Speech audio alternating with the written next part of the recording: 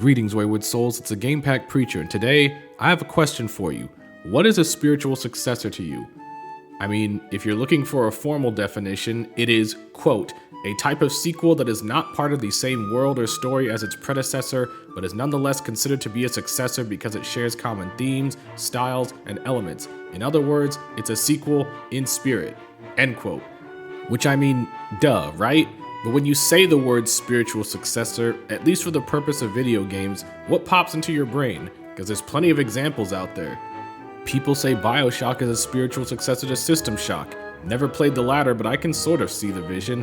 If you want a more obvious example though, Bomb Rush Cyberpunk is a spiritual successor to Jet Set Radio.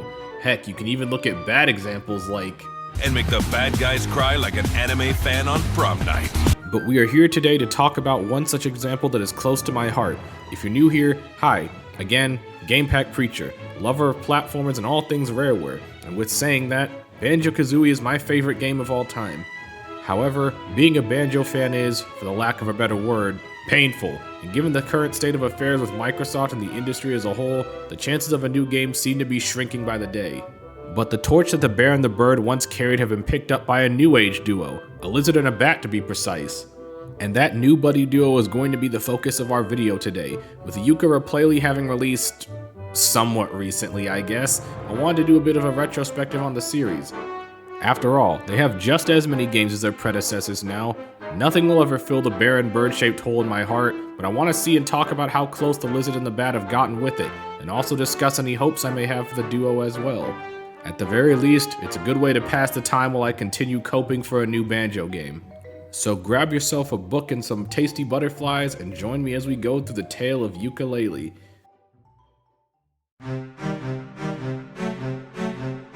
So to understand how we got here, we have to go back to what spurred the Lizard-Bat duo's creation. So we're gonna take a trip to the distant past of 2008. The Bear and the Bird just got their third console game with Banjo-Kazooie Nuts and Bolts, and reception to this new entry was mixed, to say the least. Nowadays, people have kind of chilled out in the game, but people were not happy that the platforming mascot was reduced to building funny Lego cars. Little did any of us know that this would be the last time the duo would be in a video game, at least in a starring role anyway. Dude, Do it. yes! Yes! The dream! The dream! Yeah. But outside of the rare cameo here and there wasn't so much as a squeak out of Banjo and Kazooie. We wanted to hold on to hope, but days turned to months, turned to years upon years. It's been 16 goddamn years since Nuts and Bolts, and at this rate I'll be waiting 16 more. But I digress. No, we want to focus on a specific year between all the waiting, the year of 2014, where a new company was founded, and they loudly and boldly said, Fine. I'll do it myself. Enter Platonic, the aforementioned company founded on that fateful year. Founded by a handful of former Rareware folk no less, and their first title was gonna pick up the torch that the current Rare had abandoned with their own buddy platformer, Yooka-Laylee. But making a game is no small feat, and even the most modest of titles needs some kind of budget, so like most other fledgling studios at the time, they took the campaign to Kickstarter. Now I don't think it's a secret that Kickstarter campaigns are a coin flip and then some. Some have turned out great, others turned out Like an anime fan on prom night. But I mean, these weren't just some upstarts trying to make a big break. We had seasoned professionals behind this project, people who were around during Rare's golden age. Hell, some have said people even worked on the original Banjo game. If anyone could pull it off, I think it would be them. And the campaign was only for a modest £175,000, so I'd like to think that they should meet their goals relatively, and it's already met. Jeez, how long did that even take? 40 minutes? You can't be serious. Wait, what do you mean it's past 1 million now? It was just at 175K. Huh? Over 2 million? Well, screw me then. So, yeah, the Kickstarter for Yooka-Laylee smashed its initial goal. One of the fastest campaigns to ever do it, actually. And by the end of it all, they raised over £2 million with the help of over 80,000 backers. I would have been one of those backers myself, but this was back in 2015, and I was... Anyway, it was very clear that people yearned for a platformer reminiscent of those glory days. Even with platformers being in kind of an overall slump in the 2010s, it was clear that the hype was there. With their goals far exceeded and a dream in their hearts, the people of Playtonic were ready to provide the populace with a nostalgic blast of the past. But one could make the argument in hindsight that nostalgia ended up being the problem. Even the most successful Kickstarter campaigns have bumpy roads, and Yooka-Laylee's was no exception. Between delays, hardware swaps, and some controversy, things were kinda rough, but the crew was giving it their all regardless. Come hell or high water, we were gonna get our nostalgic throwback platformer. We even got a Yooka-Laylee rap in homage to the DK rap with it, so you know it's gonna be good, right? Yooka-Laylee! But even with all that in mind, something just felt off, even for the preacher of yesteryear. Sure, I was excited, but at the same time, something just wasn't sitting quite right. But the game came out in April of 2017, and despite being a broke college boy, I bought the game day one. I sat down, played it for a few hours, and just stopped. And it wasn't because I wasn't enjoying the game, but it just wasn't holding me like I thought it would. Also, you know, college. In fact, I didn't ever finish the original Yooka-Laylee until they announced the game's remake, in which an older, wiser, and much more cynical preacher decided to give the game a fair go. So after all that time had passed, and after rolling the credits all those years later, was I perhaps too quick to dismiss the game like I had? Well, no. If anything, I now have a better understanding as to why I dropped the game all those years ago. But I'm getting ahead of myself. What the hecky is Yooka-Laylee even about? Well, it's about this chameleon, Yooka, and its bat companion, Laylee. Our new age duo ends up getting their book snatched by the corporate criminal capital B. Turns out though that their book just happens to be the mystical One Book. Said One Book having the power to change the very fabric of the universe by writing in its mystical pages. Before the B-Boss can get his hands on the book, however, it scatters its own pages throughout its headquarters, Ivory Towers, and the grand tomes housed inside its halls. So it's up to our new age duo to recover the pages, save the day, and give the old middle finger to capitalism. It's about as simple of a plot as the Bear and Birds first go around, and it serves its purpose just fine. But of course the real magic with the platformer is with the gameplay, and it's unfortunately with the gameplay that the cracks start to show themselves. Much like its inspiration, Yooka-Laylee is a collectathon, and it's about as banjo of a collectathon as you can get. So let's count the ways, because it'll be important later. You have your jiggy equivalents with the pages, shockingly, which help you unlock and expand the worlds. You have your note equivalents with quills, which allow you to purchase new moves from this shady snake named Trouser. I'll give you a minute with that one. Moving on from that, Yooka-Laylee even has its own set of secondary collectibles as well. Each world has its own set of Jinjos, or Ghost Riders as it were, a Molecule which allows you to transform a la Mumbo Jumbo, and items that extend your health and energy. What do I mean by energy? Oh, trust me, we will get to that too. But all of this is to mainly outline that this game is as Banjo-Kazooie as it gets, and I think for the most part, Yooka-Laylee uses these Kazooie-isms to good if not great effect. But lest we forget, Banjo isn't a one-note franchise. He's had a few other games under his belt to take inspiration from too, and although you won't be seeing any Lego cars in Yooka, it does also add some Tooie-isms into its formula as well. Some for good, most however are to its detriment. The good ones? Each world has a boss. I liked it when Tooie did that, and I like it here. And now for the bad ones, the first of which being the worlds. Yooka-Laylee's worlds are gigantic, or I guess it's more accurate to say that they can be gigantic. Remember how I said earlier that pages are used not only for unlocking worlds, but also expanding them? That kind of compounds into the size problem, so let's expand on it ourselves. When you first unlock a world in Yooka-Laylee, your first go around will be in a pitifully shallow chunk of the full world. Once you have some additional pages under your tail, you can then expand a world to its full, daunting glory. Expanding a world to be more full is a nice idea on paper, but in practice, it's just obnoxious. The unexpanded versions of the worlds have nothing going for them. They basically exist to just get enough pages to expand them, but when you do expand them, they basically become so giant to the point that navigating them feels like a chore, much like how it was in Tooie, and in some cases, DK64. And you never want to go full DK64 with a collectathon, but even those games at least had fast travel systems, which Yooka is sorely lacking. Both those games also had another thing Yooka has that I oh so love to hate. Say it with me everyone, backtracking. Considering that your first visit to each world will already be a relatively brief one, you already have to come back once already after you expand it, and since you do have to buy new moves from old Trouser Snake, naturally, there'll be other challenges in said worlds you can't do until you have the right power-up. So, depending on how thorough you want to be, you have to come back to each world twice. Totally not a pace killer or anything. And even outside of the Tui-isms, Yooka has its own unique issues as well, the biggest of which being this fucking thing right here. This right here is your energy meter, and if you're thinking to yourself, that kinda looks like a stamina meter, well, it basically is one, so you're partially right.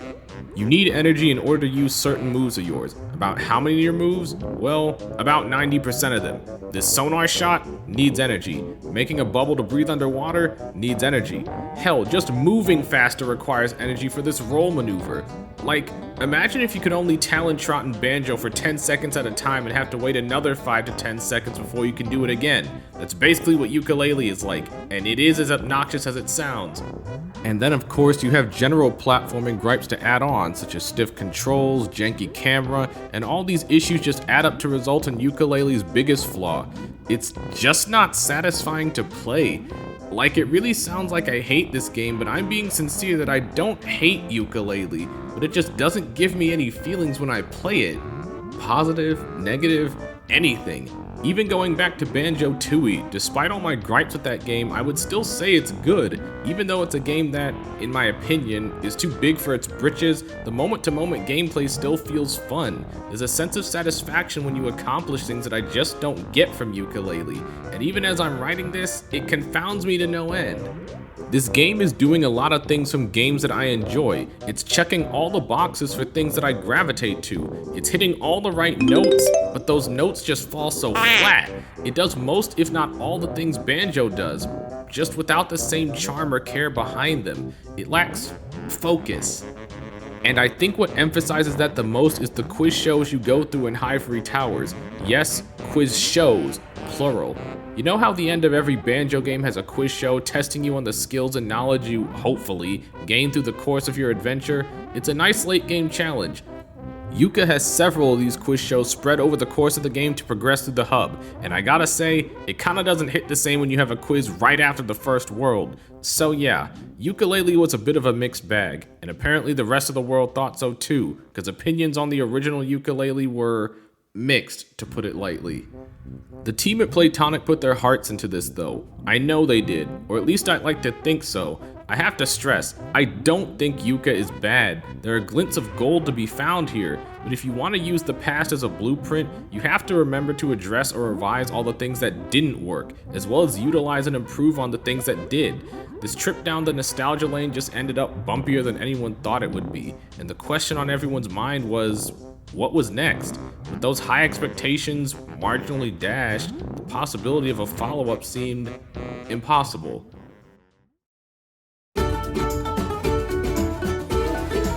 So despite how middling their first go-around went, the New Age duo did end up getting a sequel 2 years later with Yooka-Laylee and the Impossible Lair, and the team at Playtonic seemed to think the best course of action for their second game was to ditch a dimension and make a 2D platformer instead.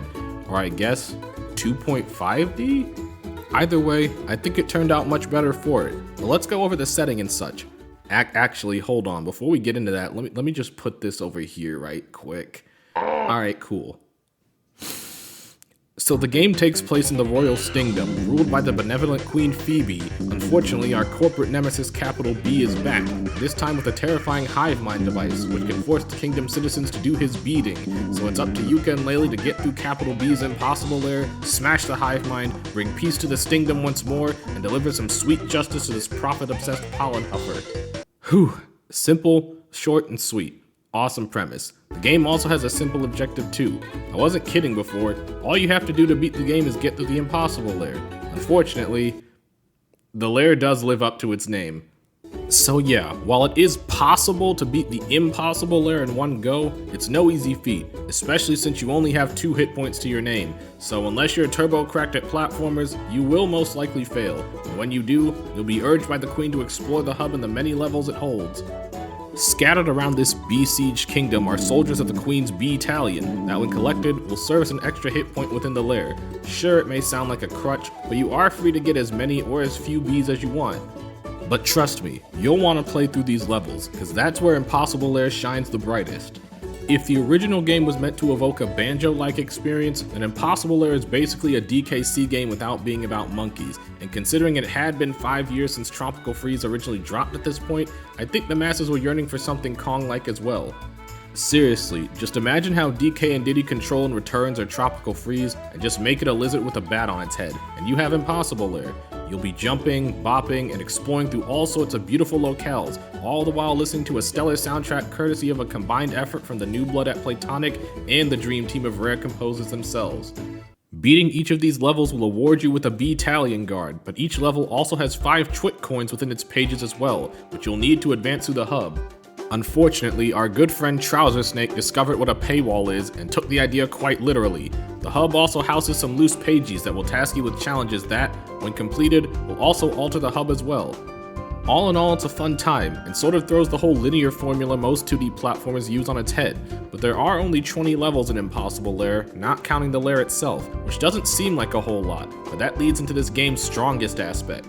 For you see, every level has an alternate state that can be accessed by doing specific things to the hub world. Remember how I said how expanding the levels in the original game was a good idea on paper? Well, Impossible Lair basically took that idea, fine-tuned it, and made it good in practice. Let's use the second level as an example. The second level is a factory level, very industrial, a lot of buzzsaws everywhere, but ultimately basic stuff. However, the entrance to the level is in the middle of a dried up body of water. Eventually, you can bring the water back, and when you do, the entire level is flooded, completely changing the dynamic of the stage. That is quite frankly ingenious, and it makes my brain tingle thinking about it now. How about taking a water level and freezing it over? What about tossing a pot of honey all over a level and making it all sticky? This sort of ingenuity honestly feels straight out of a storybook, and I honestly can't think of any other platformers that take such a unique approach to their levels. It's an approach that's just buzzing with possibilities. Although the first step was a bit rocky, Impossible Lair was the slam dunk our new age duo needed. I seriously suggest picking it up for yourselves. It goes on sale quite often, and even though that wasn't the intention, I hope I endorsed you on the game. And with how well the sequel turned out, it would clearly serve as momentum to pursue a new 3D sequel as well, right? Right?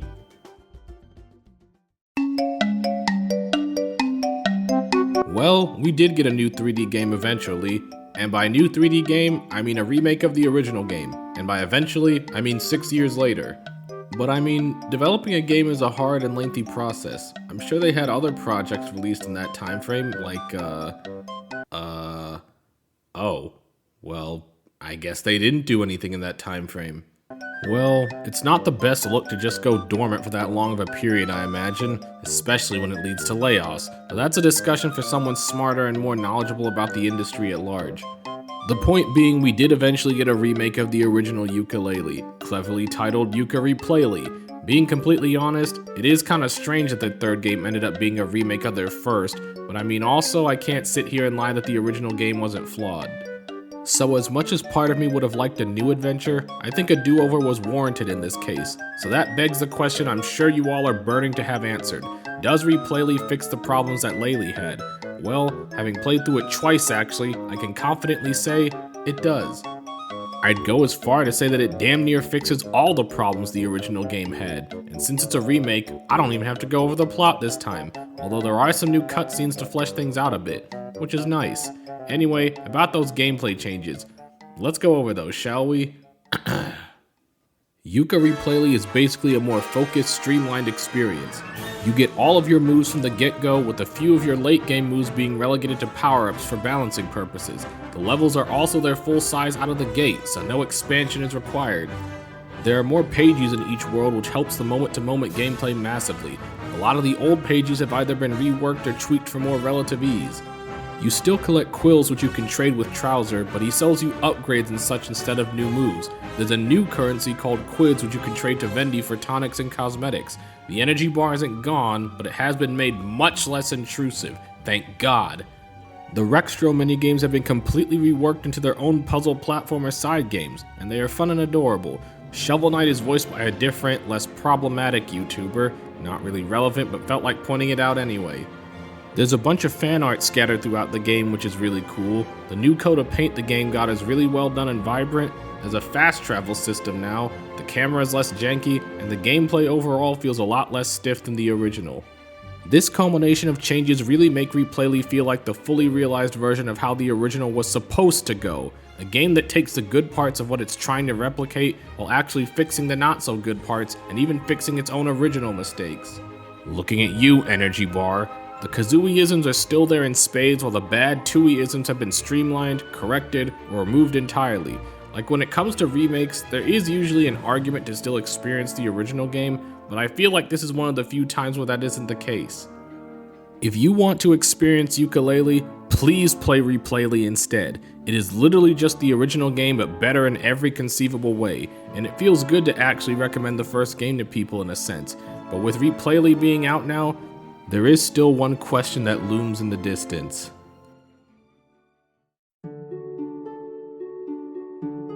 I want Yooka-Laylee to succeed as a franchise, truly I do. And again, although a remake was warranted, it isn't the best track record for a franchise when 2 out of your 3 games are your first one. I don't think it's a stretch to say that a lot of people are curious if a Yooka-Laylee is ever going to be a thing, myself included.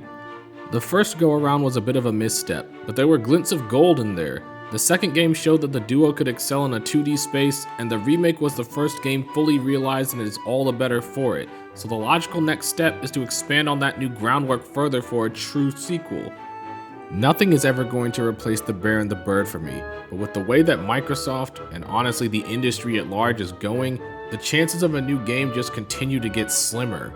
And I mean, a lot of people like to point at indies as a saving grace, but they aren't immune to this kind of stuff either.